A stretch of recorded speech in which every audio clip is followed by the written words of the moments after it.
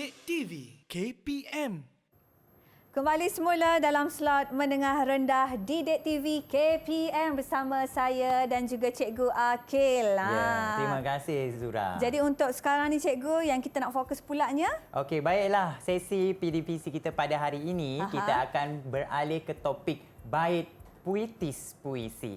Apa sebenarnya bait puitis puisi ini ya murid-murid yang berada dalam Google Meet dan di rumah harap bersedia untuk sesi pembelajaran ini, yang mana pada akhirnya saya nak murid-murid dapat mengenal pasti ciri-ciri penulisan sajak yang baik. Jadi mari kita lihat apa sebenarnya ciri-ciri penulisan sajak yang baik itu Zura. Mungkin Zura, murid-murid dalam Google Meet dan di rumah belum pernah tahu atau tak jangka ciri-ciri ini ya. Okey, jadi mari kita lihat. Yang pertama ya Zura, kita ada sajak tersebut mesti menepati tema yang diberikan oleh image. Okey, jadi apa tema ni Zura? Saya nak minta bantuan murid-murid yang ada dalam Google Meet. Siapa nak bantu saya untuk terangkan tema itu apa? Siapa berani jawab? Silakan saya, Cikgu. Ya, Mugesh. Silakan Mugesh. Cikgu, apa yang telah saya pelajari di sekolah? Tema ialah idea dasar atau persoalan pokok dalam sesebuah karya. Baiklah, terima kasih Mugesh. Nampak ya, tema ialah idea atau pokok asal berdasarkan sebuah karya. Apa yang hendak disampaikan oleh image dalam sajak yang tersebut. Jadi tema ini tidak boleh bercampur ya Zura. Andai kata gambar yang diberikan tadi pantai.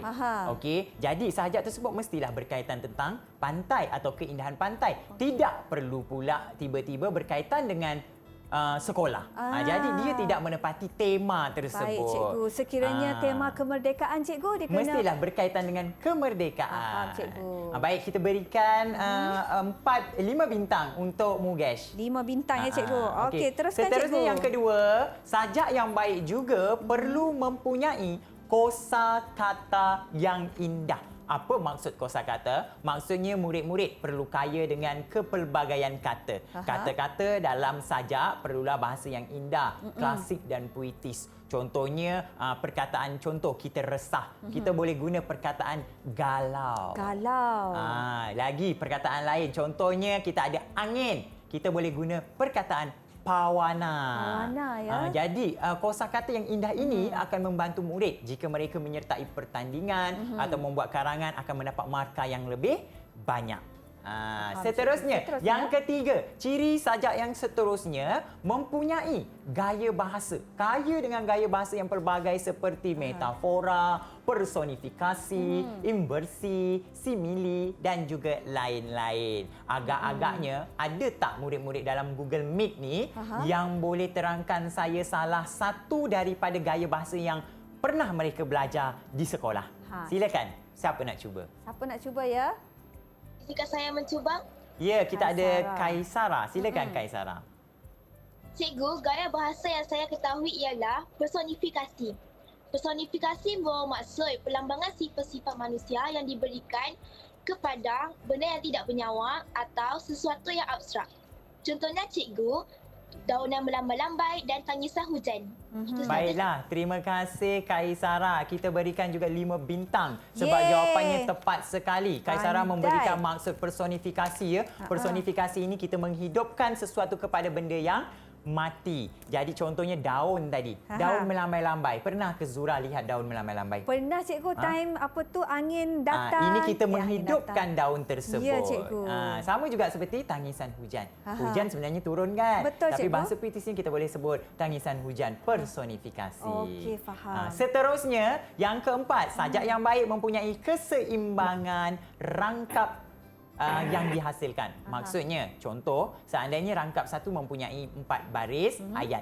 Jadi rangkap 2 sebaik-baiknya mempunyai 4, 5 atau 6. Rangkap ketiga pun 4, 5 atau 6. Tak adalah kita buat rangkap 1, 2. Rangkap 2, 8. Rangkap 3, 4. Jadi dia tak seimbang antara rangkap. Jadi kurang elok jika kita lihat. Tak selaras lah Cikgu. Ya, tak selaras. Tapi namun begitu, tetap diingatkan bahawa sajak ini bebas kepada penulisnya. Okey, Cikgu Dan faham. yang terakhir, kita ada mempunyai nilai dan pengajaran kepada pembaca. Okey, banyak nilai dan pengajaran kepada pembaca. Apa contoh-contoh nilai yang boleh diberikan murid dalam Google Meet? Siapa nak bantu saya? Siapa pula? Izinkan saya mencuba, cikgu. Ya, Nazhan. Silakan, Nazhan. Cikgu, antara contoh nilai-nilai murni yang terdapat dalam sajak ialah keinsafan, kejujuran, keberanian dan kegigihan. Baiklah, terima kasih Nazhan. Ya, betul. Dalam sajak kita boleh nampak nilai kegigihan, keberanian, kejujuran, kerjasama. Bila sajak tersebut ada nilai-nilai murni yang banyak dan memberikan pengajaran kepada pembaca, maka sajak tersebut memberikan kesan kepada mereka yang membaca sajak tersebut. Okey, jadi berapa kita nak bagi kita markah? bagi 5 bintang 5 juga. bintang. Jadi untuk pada hari ini saya nak berikan satu tugasan kepada murid-murid yang berada di rumah dan juga di dalam Google Meet iaitu pembelajaran berasaskan projek PBL. Saya berikan tugasan berdasarkan buku teks. Kita boleh lihat halaman 102 dan 167 tak silap saya. Kita ada 2 paparan image iaitu sebelah ialah iklan dan sebelahnya adalah berkaitan dengan alam. Jadi saya minta murid berdasarkan gambar ini untuk menghasilkan frasa berdasarkan teknik frame, kemudian cipta sajak tersebut dan lakon dan rakam deklamasi sajak dalam bentuk video yang paling kreatif dan hantar kepada mereka, kepada guru-guru mereka di sekolah. Baik, cikgu. Jadi rumusan untuk mata pelajaran kita hari ini, cikgu. Baiklah, rumusan pada hari ini saya nak jemput seorang murid lah. Boleh tak saya pilih Rogini untuk membuat rumusan secara keseluruhan? Silakan Rogini. Bagi sesi pembelajaran pada kali ini, secara keseluruhannya, saya dapat mengaplikasi teknik frame untuk menghasilkan sajak dengan mudah. Seterusnya, saya dapat mendeklamasikan sajak dengan menggunakan teknik sabur. Akhir sekali, saya dapat mengenal pasti ciri-ciri penulisan sajak yang baik. Itu sahaja, cikgu. Baiklah, terima kasih Rogini dan secara kesimpulannya murid-murid telah dapat mempelajari teknik frame, frasa image, teknik sabur, sajak nombor dan akhir sekali mengenal pasti ciri-ciri penulisan sajak yang baik. Jadi Zura, untuk prestasi keseluruhan kita pada hari ini, saya memberikan 10 bintang untuk keempat-empat murid kita yang berada dalam Google Meet hari ini. Kita bagikan tepukan kepada mereka. Tahniah adik-adik. Jadi bahan-bahan kita nak dapat kat mana, cikgu? Okey, bahan-bahan untuk sesi pembelajaran kita boleh dapatkan di sumberku sama ada di portal Delima.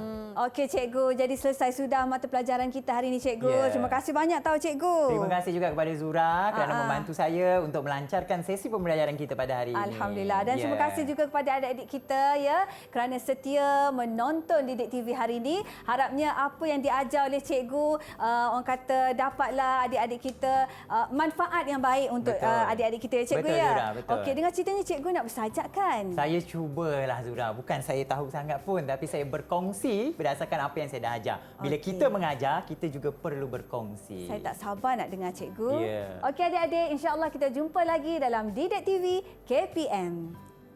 Bye. Galau Ombak, nukilan Akhilul Nazar Arbani. Senja bertamu kembali. Sinar mentari berbalam berganti warna yang kelam. Pawana kencang menerpa alam. Aku terpaku bungkam. Rembulan menjelma menunjukkan bayang. Ombak menghempas memukul pantai. Terlihat pantai tersiksa. Berpuput bayu amarah dari setiap penjuru benua. Senja galau menyumpah. Ombak besar bertandang tanpa tanda. Dengan perlahan, kakiku melangkah pergi. Ombak berbisik seketika. Galaunya ia kerana kekusutan kota raya. Aku kembali berpaling ke belakang. Merenung beribu bayangan jauh di sudut hati. Tertulis nota tenang di sekeliling alam.